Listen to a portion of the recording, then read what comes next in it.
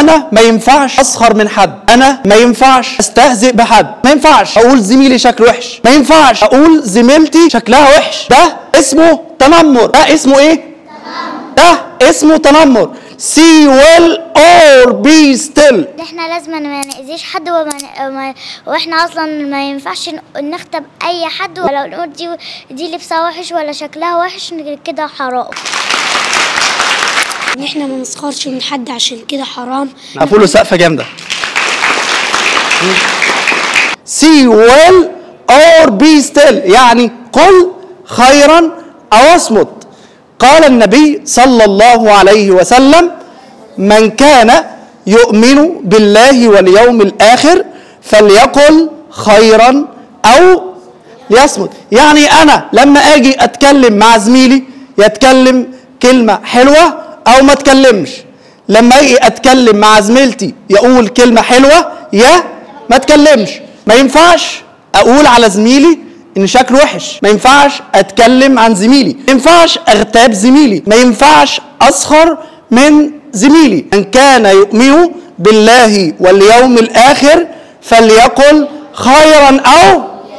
الكلمة الطيبة صدقة، والكلمة الطيبة إيه؟ Don't bully anyone. Don't bully anyone يعني لا تتنمر على أحد. Don't make fun of anyone يعني لا تسخر من أحد.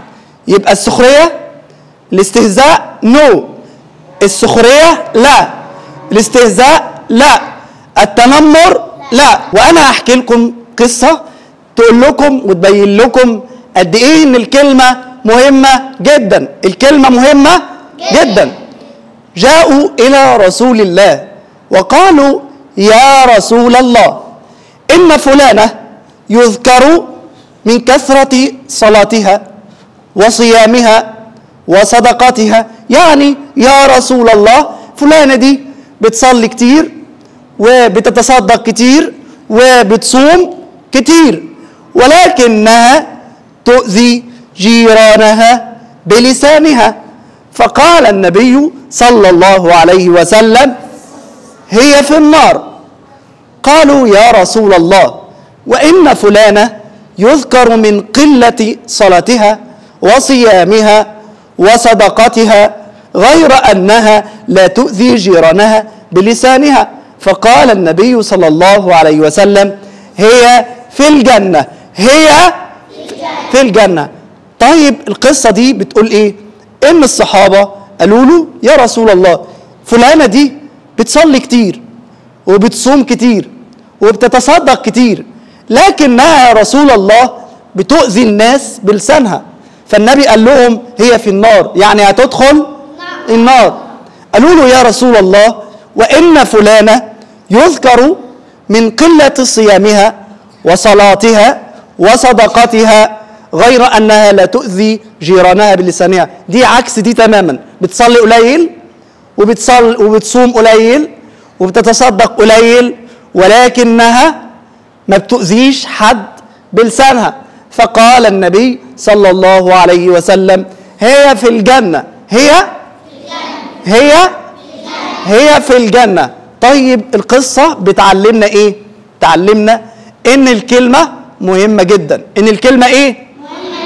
يبقى نتكلم كلمة طيبة او نتكلم كلمة صالحة او يبقى الكلمة السيئة معصية عند ربنا سبحانه وتعالى. تعالوا نشوف ربنا بيقول ايه في سورة الحجرات: يا أيها الذين آمنوا لا يسخر قوم من قوم عسى أن يكونوا خيرا منهم، ولا نساء من نساء عسى أن يكن خيرا منهن، ولا تلمزوا أنفسكم ولا تنابزوا بالألقاب، بئس الاسم الفسوق بعد الإيمان، ومن لم يتب فأولئك هم الظالمون. يا أيها الذين آمنوا اجتنبوا كثيرا من الظن إن بعض الظن، ولا تجسسوا ولا يغتب بعضكم بعضا، أيحب أحدكم أن يأكل لحم أخيه ميتا فكرهتموه واتقوا الله إن الله تواب رحيم. مين هيقول استفدنا إيه؟ تعالي.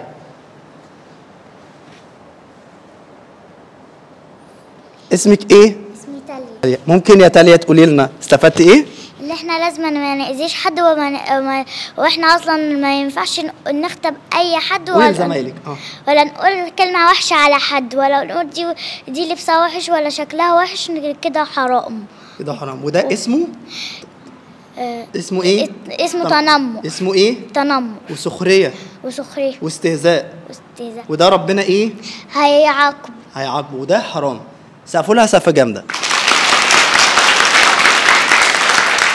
مين هيجي يقول لنا؟ تعالى قول لنا استفدت ايه كده؟